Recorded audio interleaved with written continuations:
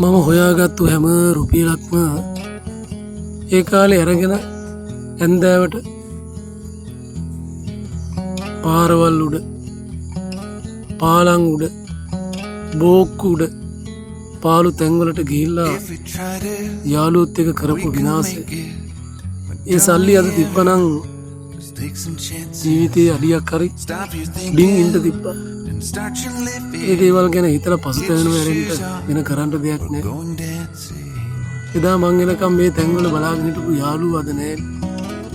ඒ හැමතැනක්ම පාළුවට ගිහින් කුණු රොඩු වලින් පිරීලා ගිහිල්ලා මේ ජීවිතේ හරි පුදුමයි. ඔහේ පාළුවේ දවසින් දවස වයසට ගිහිල්ලා හිමින් සීරේ ගිහිල්ලා කොහේ ගිහිල්ලා කොතන නතර වෙයිද දන්නේ. ඒ කාලේ මේ අවබෝධය තිබ්බනම්